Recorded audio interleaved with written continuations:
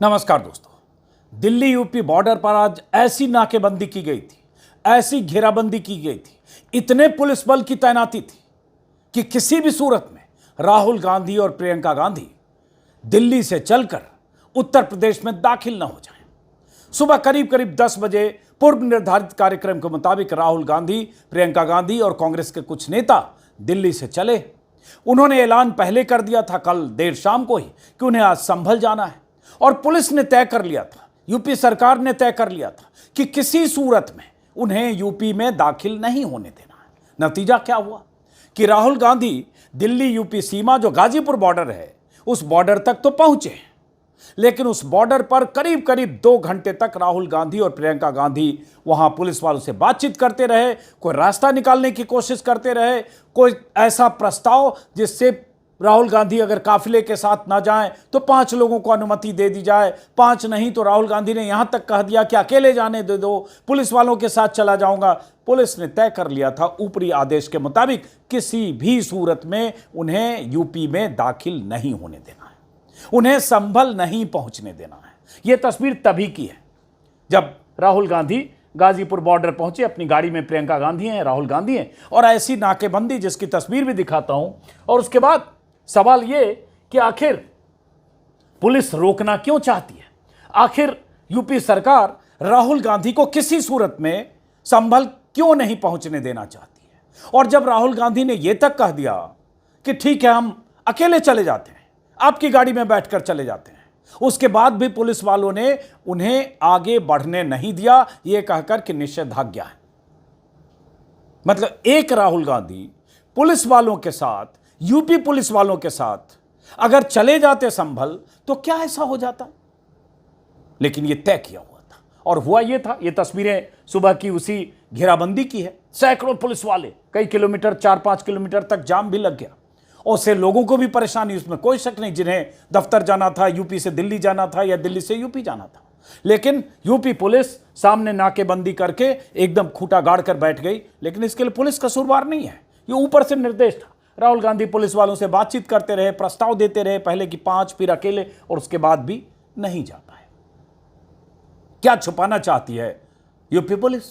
क्या छिपाना चाहती है यूपी सरकार कि राहुल गांधी को दाखिल नहीं होने दिया गया? और आखिरकार राहुल गांधी, ये सारी तस्वीरें सुबह की है, आखिरकार राहुल गांधी वापस लौटे, प्रियंका गांधी भी वापस लौटे, उनके साथ वो जो तमाम नेता आए थे, जिसमें अजय राय जो यूपी प्रदेश कांग्रेस के अध्यक्ष हैं, अविनाश पांडे, तनुज पुनिया, इमरान मसूद, कई सांसद कांग्रेस के, वो सब भी लौटे। कल ही रात में हुआ ये था, हालांकि मुझे कल रात के वीडियो में, शाम के वीडियो में मैंने बताया था कि किसी सूरत में राहुल गांधी को जाने नहीं दिया जाएगा।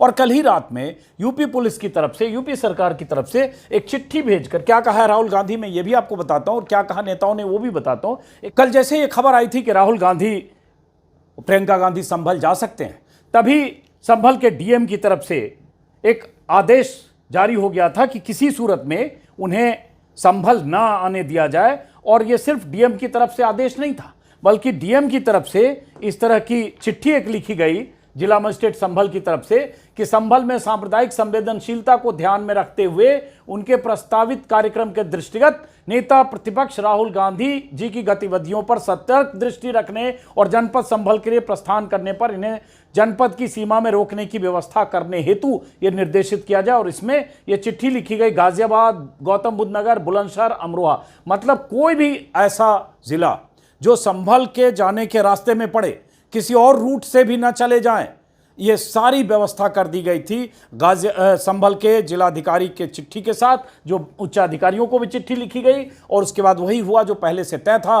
राहुल गांधी गाजीपुर बॉर्डर पर बहुत देर तक बात करते रहे, लेकिन आखिरकार उन्हें वापस लौटना पड़ा। बात वही कि संभल में क्या छिपाना चाहती है पुलिस? राहुल गांधी ने जब लौटने लगे, राहुल गांधी, तो उन्होंने संविधान दिखाया, संविधान का हवाला दिया, और राहुल गांधी ने कहा, जो कांग्रेस के ट्विटर पर है, कि हम संभल जाने की कोशिश कर रहे हैं, पुलिस मना कर रही है।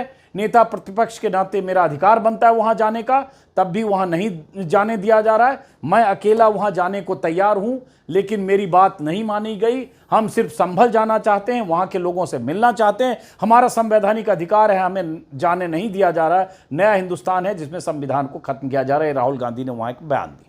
वैसे प्रियंका गांधी ने भी, चूंकि प्रियंका और राहुल एक साथ गए थे, प्रियंका गांधी ने भी कहा कि राहुल गांधी नेता प्रतिपक्ष है, उनके संवैधानिक अधिकार बाकियों से अलग होते हैं, उन्हें रोका नहीं जा सकता। राहुल गांधी ने कहा कि मैं यूपी पुलिस के साथ अकेला जाऊंगा, लेकिन पुलिस इसके लिए तैयार नहीं हुई। पुलिस के पास इन बातों का कोई जवाब नहीं है। यूपी में अगर ऐसे भी हालात नहीं संभाले जा सकते तो बीजेपी कैसे गर्व से कहती है कि हमने लॉ एंड ऑर्डर को संभाल रखा है। ये दोनों ने वहां बयान दिया और उसके बाद वापस लौटे। क्या कहा बाकी नेताओं ने वो भी आपको दिखाता हूं। हमारे सहयोगी राहुल ठाकुर लगातार वहां मौजूद थे, और अखिलेश यादव जिन्होंने कल बहुत ही मजबूती के साथ इस मुद्दे को संसद में उठाया था, अखिलेश यादव ने क्या कहा जरा उसको भी सुनिए।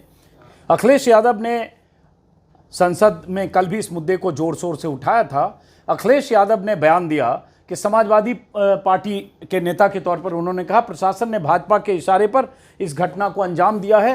किसी भी पार्टी के नेता को वहां जाने नहीं दिया जा रहा है। वो क्या छिपाना चाहते हैं, प्रशासन की भाषा देखिए। क्या लोकतंत्र में अधिकारियों को इस तरह की भाषा की अनुमति दी जा सकती है? पता नहीं क्या छिपाएंगे, कितना दबाव बनाएंगे, ये सब अखिलेश यादव ने कहा। क्योंकि निषेधाज्ञा 10 तारीख तक के लिए लागू है, 10 जनवरी तक कोई नहीं जा सकता। और क्यों नहीं जा सकता?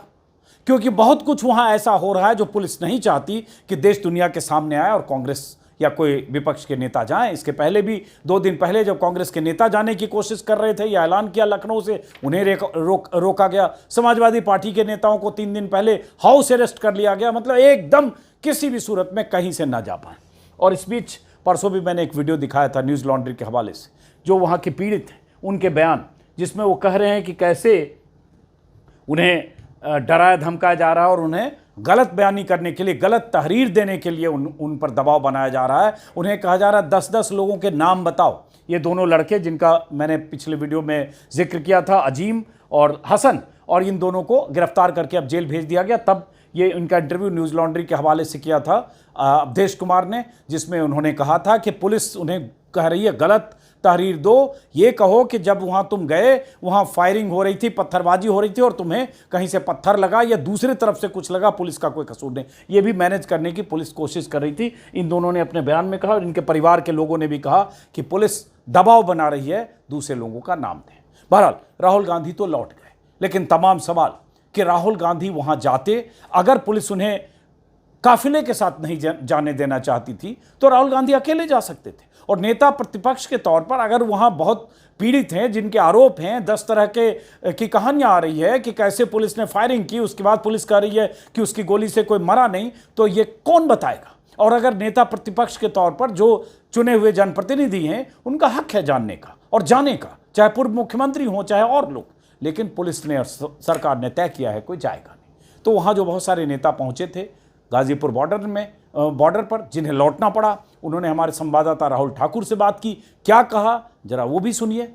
और फिलहाल इस वीडियो को मैं यहीं ख़त्म करता हूं। आप सुनिए कि वहां तमाम नेताओं ने राहुल ठाकुर से क्या कहा। इस वक्त हम गाजीपुर बॉर्डर पर हैं, जहां पर लोकसभा के नेता विपक्ष राहुल गांधी, प्रियंका गांधी, केसी वेणुगोपाल से लेकर जो कांग्रेस के तमाम दिग्गज हैं, उन्हें संभल जाने से रोक दिया गया है पुलिस प्रशासन की तरफ से। क्या कुछ कहा गया, क्यों रोका गया, क्या दलीलें दी गई हैं, क्या कुछ कहा गया, जरा ये बात करते हैं। इस वक्त उत्तर प्रदेश के प्रभारी अविनाश पांडे जी हमारे साथ हैं। सर, क्या कुछ कहा गया प्रशासन की तरफ से, क्यों रोका जा रहा है? देखिए, एक जीता जाता उदाहरण आज सड़कों पर देख रहे हैं कि किस प्रकार से प्रशासन और संवैधानिक संस्थाओं का राजनीतिकरण किया जा रहा है। ध्रुवीकरण के लिए, देश में एक जातीय उन्माद फैलाने के लिए प्रशासन का पूर्ण रूप से दुरुपयोग करते हुए संवैधानिक पद पर स्थापित इस देश के एलओपी जो कि नेता विपक्ष हैं, वो आज सड़कों पर 1.5-2 घंटे से यहाँ पर इंतजार कर रहे हैं। मात्र जो संभल के पीड़ित हैं उनके परिवार को सांत्वना देने के लिए जाना चाहते हैं और उन्हें रोका जा रहा है। ये आप अपने आप से देख रहे हैं कि इस प्रकार की प्रक्रिया, इस प्रकार के निर्णय एक प्रश्न पैदा करते हैं कि क्या प्रशासन क्या चाहता है। क्या वो चाहता है कि शांतिप्रिय तरीके से शांति स्थापित की जाए, या इस प्रकार का उन्माद फैलाने वाली ताकतों को और मजबूत बनाकर और पूरे समाज के अंदर ये उन्माद को फैलाया जाए। माननीय राहुल गांधी जी का और यहाँ पर उपस्थित सभी शीर्ष नेतृत्व जहाँ उपस्थित हैं, प्रदेश कांग्रेस कमेटी के अध्यक्ष, हमारे सभी सांसद यहाँ पर उपस्थित हैं और हम चाहते हैं कि उत्तर प्रदेश में शांति बरकरार हो, लोगों में पुनः एक बार सामाजिक शांति के साथ में एक भाईचारा स्थापित हो, ताकि इस प्रकार के उन्माद को रोका जाए। धारा 163 के तहत 5 लोगों का हवाला दिया जा रहा है, 5 लोग जा सकते हैं, तो इसको लेकर कुछ बात हुई है? अभी बीच में खबर आई कि राहुल गांधी तो अकेला जाना चाहते हैं, लेकिन प्रशासन रोक रहा है। देखिए, 5 लोगों की बातों को भी जब नकार दिया गया तो माननीय राहुल गांधी जी ने स्वयं डीसीपी महोदय को इस चीज का प्रस्ताव रखा, यहाँ तक कि प्रदेश के डीजीपी साहब से भी उनने बात की और उनके सामने भी प्रस्ताव रखा कि मैं अकेला पुलिस के वाहन में बैठकर पीड़ितों से मिलकर और वह वापस आ जाऊंगा, किसी भी प्रकार की अप्रिय घटना नहीं होगी और शांति बनाने की जिम्मेदारी मेरी है। उसके बावजूद भी अनुमति नकार दी गई, ये बहुत ही दुर्भाग्यपूर्ण है। सर, एक छोटा सवाल, अब यहीं डटेंगे या हटेंगे? अब देखिए, हम तो पूर्ण रूप से सहयोग करते हुए प्रशासन के साथ में उनकी अनुमति लेकर और यहाँ से आगे बढ़ने का हमने नियोजन किया है और हम इंतजार कर रहे हैं। प्रशासन के रुख को देखते हुए आगे की रणनीति हम तय करेंगे। सर, आपको क्या लगता है, संभल में कुछ छिपाने की कोशिश हो रही है? सरकार किसी पर पर्दा डालने की? निश्चित रूप से देखिए, ये तभी होता है जब कुछ छिपाने की बात हो। संभल में आपने देखा, हाथरस में आपने देखा, उन्नाव में आपने देखा कि प्रशासन की विफलताओं को, प्रशासन के अत्याचार को और उनके खुले रूप से किए गए नरसंहार को रोकने के लिए, छुपाने के लिए इस प्रकार की व्यवस्था प्रशासन द्वारा की जा रही है। प्रशासन आज पूर्ण रूप से राजनीतिक कठपुतली बन चुका है और ये दुर्भाग्य है कि संविधान के तहत या लोकतंत्र में आज देश में वो लोग शासन पर बैठे हुए हैं जो ना ही संविधान को मानते हैं, ना लोकतंत्र को मानते हैं, ना संविधान को मानते हैं, ना हमारे परंपराओं को मानते हैं। तो मेरा एक सवाल और रहेगा, संभल में जो ये मंदिर मस्जिद हरिहर मंदिर का जो सिलसिला शुरू हुआ, वहाँ दंगा हुई, 4 लोगों की मौत की खबर आई, फिर बदायूं तक मामला पहुंचा, अजमेर शरीफ तक, अब 2.5 दिन का अखबारा और केंद्रीय मंत्री गिरिराज सिंह तो ये कह रहे हैं कि लाल किले का भी सर्वे हो, जामा मस्जिद का भी हो, तो ये सिलसिला कहाँ जाकर थमेगा? क्या कुछ देश किस दिशा में जा रहा है? इस देश को और कुछ नहीं, मैं समझता हूं कि वो एक प्रकार से पूरे देश में एक जातीय उन्माद फैलाने का उनका जो षड्यंत्र है, जो कि उनका षड्यंत्र वर्षों से रहा है, जो पहले विफल रहा। गांधी जी के बताए गए मार्गों पर इस देश की नींव इतनी मजबूत है कि वो कितने ही इस प्रकार की कोशिश कर लें, वो कभी सफल नहीं हो पाएंगे। बहुत बहुत शुक्रिया सर। हमारे साथ यूपी के कांग्रेस के प्रदेश अध्यक्ष अजय राय सर भी हैं, जिनको लखनऊ में रोका गया था, खुद गाड़ी चलाकर आने वाले थे लेकिन पुलिस ने रोका गया। फाइनली आप गाजीपुर बॉर्डर पर पहुंच गए। पहले वो सिलसिला बताइए, फिर यहाँ का। तो लखनऊ से गाजीपुर बॉर्डर आ गए ना, तो गाजीपुर से संभल भी पहुंचेंगे, जाएंगे जरूर, इसलिए कि वहाँ अत्याचार अन्याय हुआ है। वहाँ पुलिस के द्वारा योगी जी ने हत्याएं कराई हैं, मर्डर कराया है, लोगों को मरवाया है, 5 लोगों को, और वो निश्चित तौर से वो अपनी चीज़ों को छिपाना चाहते हैं। इस नाते आज इतनी बड़ी व्यवस्था, अगर ये व्यवस्था पहले किए होते तो मैं समझता हूँ घटना नहीं घटी होती। ये जानबूझकर कराई गई है और जानबूझकर वहाँ लोगों की हत्याएं कराई गई हैं। और हमारे नेता आदरणीय राहुल जी को, हमारी नेता प्रियंका जी को, हमारे प्रभारी जी अविनाश पांडे जी और हमारे सभी सांसद, हमारे यहाँ के प्रभारी किसी को जाने नहीं दे रहे। कारण ये है कि वहाँ पर जो इन्होंने घटनाएं कराई हैं उसको पूरी तरीके से छिपाना चाहते हैं, पर्दा डालना चाहते हैं। सर, एक सवाल और रहेगा, बेशक संभल को लेकर सरकार कह रही है कि आपस गोलीबारी से मौत हुई, वहाँ पर पत्थर चलाए गए थे, लेकिन हमने एक संभल के घायल पीड़ित की एक बात सुनी थी। वो कह रहा है कि पुलिस की तरफ से दबाव बनाया गया कि 10 लोगों का नाम लो, तुम लोगों की कोई गोली नहीं लगी है, तुम खुद से पत्थर में घायल हुए हो, और अब खबर आ रही है पुलिस का वीडियो आया, गोली चलाते हुए आप देख सकते हैं। पूरी तरीके से पुलिस से गोली मरवाई है, ये हम सब पूरी तरीके से कह रहे हैं। जाने क्यों नहीं दे रहे हैं? जाने दे, अभी सब कुछ सामने आ जाएगी कि कैसे चली है, गोली चलाई गई है, मारा गया है, पुलिस के द्वारा मारा गया है, इसकी जांच कराएं। और हम लोगों ने मांग किया कि माननीय उच्च न्यायालय के सिटिंग जज से उसकी जांच कराएं और निश्चित तौर से सब चीजें सामने आएंगी। सर, इससे एक दिन पहले आपका जो कुछ नेता है, जो एक प्रतिनिधि मंडल है, वो संभल में जाकर पीड़ितों से मिल चुका है, वहाँ से क्या रिपोर्ट अब तक सामने आई? रिपोर्ट हुई है कि उनको पूरी प्रताड़ित किया जा रहा है, उनको डराया जा रहा है, धमकाया जा रहा है, और उन्होंने बताया कि हमारे परिवार लोगों को पुलिस के द्वारा मारा गया, पुलिस के द्वारा उनकी हत्या की गई। एक तरफ जहां राहुल गांधी, प्रियंका गांधी, केसी वेणुगोपाल को गाजीपुर बॉर्डर पर संभल जाने से रोका गया है, तो इस काफिले में बिहार के पूर्णिया से सांसद और कद्दावर नेता पप्पू यादव भी हैं, जो अपनी अलग शैली के लिए जाने भी जाते हैं। सर, आप सबको संभल जाने से रोक लिया गया, क्या कहा जा रहा है? आपको लगता है कि राहुल जी के कदम कभी रुकेंगे? थाना साहब गोली और लाठी से राहुल जी डरते हों? इंसानियत बचाने में क्या राहुल गांधी जी कभी प्रयास कम करेंगे? आप हमको बताओ। देखिए सर, क्या कहा जा रहा है अधिकारियों की तरफ से कि क्यों नहीं जाने देंगे आप? भैया आप एक बात बताओ, वहाँ कोई नफरत तो है नहीं, वहाँ हिंदू मुसलमान तो है नहीं, वहाँ दो व्यक्ति का मौजूद है, योगी और मोदी का। हम बड़ा तो हम बड़ा, कुर्सी के खेल में। मतलब आप कह रहे हैं लखनऊ और दिल्ली वाले भिड़ रहे हैं? जी, कुर्सी के खेल में। कैसे अविनाश सर क्या अपडेट है? जान देंगे मैं डीसीपी साहब से मिल के आ जाता हूँ। आप मिलकर आइए, आप मिलकर आइए। जब तक हम पप्पू यादव जी, मैं आपसे ये सवाल पूछ रहा था कि संभल में आपको क्या लग रहा है, कुछ सच छिपा रही है सरकार?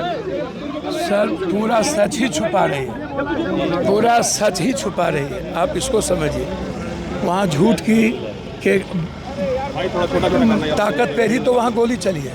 वहाँ न्याय व्यवस्था को रौंदा गया है, कानून के साथ खिलवाड़ हुआ है और संवैधानिक दायित्व को समाप्त कर सिर्फ अपने अहंकार के लिए गोली चलाया गया। अच्छा, मेरा एक आखिरी सवाल रहेगा सर कि संभल में आखिरी सवाल है कि संभल में जिस तरीके से जो कुछ हुआ, सरकार कह रही है वहाँ पर माहौल खराब हो जाएगा, विपक्ष के नेताओं को रोका जा रहा है, लेकिन मध्य प्रदेश से लेकर राजस्थान से लेकर केंद्रीय मंत्री तक सब कह रहे हैं खुदाई करो, लाल किले को खोद दो, सर्वे करा लो, कुतुब मीनार का करा लो, जामा मस्जिद का करा लो, बदायूं, अजमेर शरीफ और 2.5 दिन का झोंपड़ा तक बात पहुँच गई है। मैं आपको बता दूं, पूरे देश में अब इनके पास कोई मुद्दे नहीं बचे सिवाय इस तरह के माहौल ख़राब करने के, और ये मुद्दों से भटकाना चाहती है, ये देश को गृह युद्ध में झोंकना चाहती है। ये झगड़ों में, ये दो व्यक्ति और सियासत के झगड़ों में मैं अब कोर्ट से उम्मीद करता हूँ, इस देश को बचाने के लिए आम जनता से उम्मीद करता हूँ, आरएसएस और बीजेपी वाले इस देश को समाप्त कर देंगे। देश के मूल्यों को। आपको क्या लग रहा है संभल में क्या कुछ छिपाया जा रहा है? क्या जानने की कोशिश है? सरकार कुछ छिपा रही है क्या? अब तो ये वहाँ जाने के बाद ही तय होगा कि क्या हुआ है क्या नहीं हुआ है। और निश्चित तौर से सरकार डरी हुई है, सारे राज खुल जाएंगे अगर कोई भी व्यक्ति वहाँ चला जाएगा तो पर्दा उठ जाएगा। और जो नंगा नाच और जो अराजकता सरकार ने फैलाया है ना, आने वाले दिन में जरूर जनता इसका जवाब देगी। अच्छा, लखनऊ में भी रोका गया था, लेकिन लखनऊ से फिलहाल कुछ लोग आ चुके हैं। सारे देश के लोग आए हैं और रोकने वाले को ही रोक पाएंगे, जो नहीं रुकने वाला है उसको किसी की हैसियत है रोक लेंगे? वो तो जाएगा क्योंकि वो जानता है कैसे जाना है। अच्छा, जिस तरीके से लल्लू जी हर मंदिर के नीचे मस्जिद और हर मस्जिद के नीचे शिवलिंग खोजने की तैयारी चल रही है, जो तमाम खबरें सामने आ रही हैं, अजमेर, बदायूं, संभल, अयोध्या के बाद जो सिलसिला शुरू हुआ है अब जामा मस्जिद, लाल किले तक, और आपका जो अजमेर शरीफ के पास 2.5 दिन का मकबरा है वहाँ तक बात पहुँच गई है, तो ये सिलसिला किस दिशा में जा रहा है? देखिए, आप कहाँ के रहने वाले हैं? मैं अलीगढ़ का रहने। किस मोहल्ले में घर है? राम निवास कॉलोनी। आपका जो घर है वो आपके परिवार के नाम से है, लेकिन अगर खोजा जाएगा 200 साल पहले तो किसी और के नाम से जरूर होगा। तो समय समय पर जमींदारी अधिनियम के अंतर्गत ज़मीन का नौयत बदलता रहा है, चकबंदी हुई है, तमाम आकार 6, आकार 2 बर हैं और तमाम चीज़ें जो राजस्व अधिनियम के अंतर्गत है, उसके अंतर्गत ज़मीनों का बदलाव होता रहा है। अभी क्या बोल रहा है ये सबसे बड़ा महत्वपूर्ण है। अभी वहाँ क्या स्थिति है? सुप्रीम कोर्ट का गाइड है कि जो व्यक्ति अगर 18 साल से अधिक किसी ज़मीन पर निवास करता है वो ज़मीन का वो मालिक हो जाता है और उसको अधिकार है कि वो याचिका दायर कर सकता है। लेकिन ये सरकार जानबूझकर भ्रमित करना चाहती है क्योंकि सरकारी एजेंडा साफ है, हिंदू मुसलमान, रोजगार, महंगाई, किसान, गांव, गरीब, इन लोगों पर तो इस सरकार के पास बात करने का है नहीं समय। तो निश्चित तौर से ये सरकार बदलेगी। एक नज़ारा और आपको दिखाना चाहता हूँ कि देखिए किस तरीके से पीछे भारी जनसैलाब, एक हुजूम उमड़ा हुआ है, जहाँ पर आप भीड़ देख सकते हैं। ये सब लोग कई घंटे से इसी तरह से डटे हुए हैं, अलग अलग ज़िलों से, अलग अलग प्रदेशों से। यहाँ से कांग्रेस के जो कद्दावर नेताओं से लेकर जो कार्यकर्ता है, तमाम लोग यहाँ पर पहुँचे हुए हैं। फिलहाल पुलिस से इनका जो कांग्रेस नेताओं का कहना है कि डीजीपी से बात हो चुकी है, जो डीसीपी से लेकर जो सीपी है सबसे बातचीत की जा रही है, लेकिन अभी तक संभल जाने की परमिशन नहीं दी जा रही है। अभी सुप्रिया मैम हमारे साथ हैं, उनसे जान लेते हैं कि क्या कुछ हुआ। मैम क्या कुछ हुआ, क्या कहा जा रहा है प्रशासन की तरफ से? कई 2 से ढाई घंटे हो चुके हैं यहाँ पर। प्रशासन की तरफ से ये कहा जा रहा है कि राहुल जी नहीं जा सकते हैं। हमारा सवाल है क्यों नहीं जा सकते हैं। राहुल जी की डीजीपी तक से बात हुई है, डीजीपी से बात में राहुल जी और प्रियंका जी ने कहा कि राहुल जी अकेले प्रशासन की गाड़ी में जाने को तैयार है, उसके बाद भी उनको नहीं जाने दिया जा रहा है। क्यों नहीं जाने दे रहे हैं? ऐसा कौन सा सच छुपाना चाहते हैं, यही हम पूछ रहे हैं। डीजीपी से बात होने के बाद या आश्वासन के बाद कि मैं आगे नहीं बढ़ूंगा, मैं वहां पर कोई शांति बहाल करने जा रहा हूं, मैं वहां पर आंसू पोंछने जा रहा हूं। भारतीय संस्कृति है कि आप शोक संतप्त परिवारों से मिलते हैं, क्यों नहीं करने दिया जा रहा है? मैम, इससे पहले आपका एक जो प्रतिनिधि मंडल है वो भी मिल चुका है, वहां से क्या रिपोर्ट आई है जो पुलिस को, लोकल इंटेलिजेंस को गच्चा देकर पहुंचा था? अगर क्या पुलिस ये कह रही है कि सब कुछ शांति बहाल हो गई है, हालात सामान्य हैं, तो क्यों नहीं जाने दिया जा रहा है? यूपी पुलिस की भूमिका पर संदिग्ध सवाल उठेंगे ना। माहौल खराब करने का आरोप लगाया जा रहा है कि अगर आपको जाएंगे लग रहा है कि जाने से माहौल खराब होगा या बेकसूरों से, निर्दोषों से मिलकर माहौल बनाने की कोशिश होती है? नरेंद्र मोदी मणिपुर क्यों नहीं जा रहे हैं? महीनों से जल रहा है मणिपुर, सालों से जल रहा है, माहौल बचाने के लिए नहीं जा रहे हैं, पलड़ा झाड़ रहे हैं। हम पलड़ा नहीं झाड़ेंगे। मैम, एक सवाल और रहेगा आखिरी, जिस तरह से विपक्ष पर माहौल खराब करने का आरोप लग रहा है, लेकिन गिरिराज सिंह से लेकर तमाम जो नेता हैं बीजेपी के कह रहे हैं जामा मस्जिद का सर्वे हो, लाल किले का सर्वे हो, 2.5 दिन का जो मकबरा अजमेर शरीफ, शब्दों से हिंसा और नफरत इस देश में कौन फैलाता है? उसमें सूची में सबसे ऊपर नरेंद्र मोदी और योगी आदित्यनाथ हैं और फिर इनके नेतागण हैं। अपने शब्दों से, अपनी हरकतों से देश में विभाजन का काम कौन करता है, वैमनस्य कौन फैलाता है, आप अच्छी तरह से जानते हैं। और माहौल बिगाड़ने का नहीं, माहौल संवारने के लिए शांति की अपील करने राहुल जी जाना चाहते हैं। बहुत बहुत शुक्रिया। तो यहाँ सुप्रिया श्रीनेत ने बताया कि राहुल गांधी ने यहाँ तक कह दिया था कि मैं प्रशासन की गाड़ी में अकेले संभल जाने को तैयार हूँ, वहाँ जो पीड़ित हैं उनसे मिलने को तैयार हूँ, लेकिन अब उससे भी प्रशासन मुकर गया है। जो आरोप लगाया, अब इसकी भी इजाजत नहीं दी जा रही है। फिलहाल इस वीडियो में इतना ही। कैमरा पर्सन अब्दुल के साथ मैं राहुल ठाकुर, गाजीपुर बॉर्डर, दिल्ली। नमस्कार।